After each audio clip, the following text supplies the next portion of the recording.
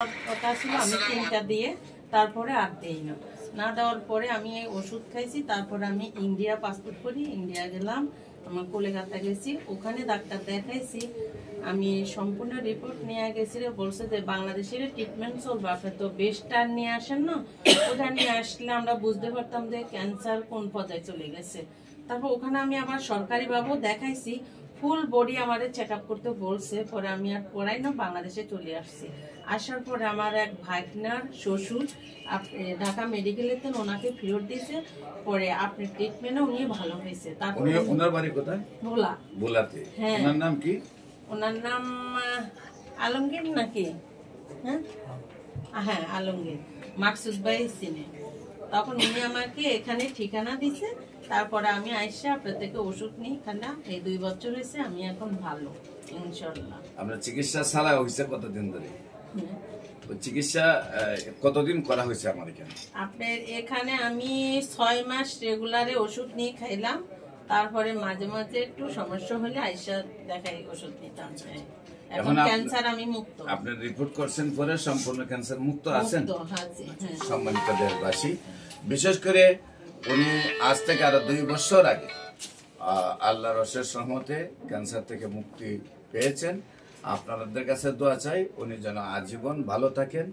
আর বিশেষ করে যারা ক্যান্সার রোগী তাদেরকে বলবো, ক্যান্সার ধরা পড়ার পরেই আপনারা অ্যালোপ্যাথিক চিকিৎসায় যেমনি ভাবে 2 লাখ 3 লাখ 4 লাখ টাকা প্রতি মাসে চলে যায়, যারা একটু বিত্তশীল তাদের 5 লাখ 10 লাখ টাকা প্রতি মাসে চলে যায়, এবং একসময় সবাই নিঃস্ব হয়ে যান।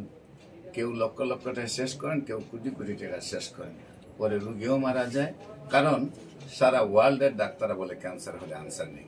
আমরা সেখানে হোমিওপ্যাথিক চিকিৎসায় খুব অল্প টাকায় অল্পের মধ্যেই সুন্দরভাবে সুস্থ হয়ে যায়। আপনাদের সবাইকে বিশেষ করে হোমিওপ্যাথিক চিকিৎসা নেওয়ার জন্য আমি পরামর্শ দিচ্ছি। পাশাপাশি যে সকল ডাক্তাররা মনে করেন যে ক্যান্সার ভালো হয় না, বিশেষ করে যারা সরকারি রেজিস্ট্রেড ডাক্তাররা আছেন তাদেরকে আমরা রিকোয়েস্ট করব, আমাদের সাথে এমবিবিএস ডাক্তাররা আছেন, বিএসএমএস ডাক্তাররা আছেন, ডিএসএমএস ডাক্তাররা আছেন, আপনারাও আসেন।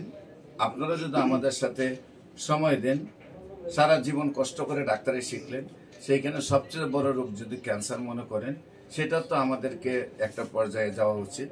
আমাদের সাথে 6 মাস থাকলে আপনিও ইনশাআল্লাহ বলবেন যে ক্যান্সার মুক্ত বাংলাদেশ গড়া সম্ভব। আমরা ক্যান্সার মুক্ত বাংলাদেশ গড়তে চাই না, আমরা বিশ্বকে ক্যান্সার মুক্ত করতে চাই, এবং সেটার সূচনা বাংলাদেশ থেকে করতে চাই, এবং আপনাদেরকে সহযোগিতা হিসাবে সাথে নিয়ে করতে চাই। সবাইকে আমাদের অফিসের ভিজিট করার আমন্ত্রণ জানিয়ে শেষ করছি। বিশেষ করে আমি রোগী দেখি শনি রবি সোম সকাল 10টা থেকে বিকাল 5টা পর্যন্ত বাইতুল মুকাররম উত্তর গেট, মেইন গেট আল্লাহ লেখা বরাবর, বাইতুল ভিউ অপর পাশে, বাইতুল ভিউ লিফটের 11, সকাল 10টা থেকে বিকাল 5টা পর্যন্ত। এবং মঙ্গল বুধ বৃহস্পতি রোগী দেখি হবিগঞ্জ শ্মশানঘাট সকাল 10টা থেকে বিকাল 5টা পর্যন্ত। আপনাদের সবাইকে আমাদের অফিসে আমন্ত্রণ জানিয়ে শেষ করছি। সবাইকে ধন্যবাদ।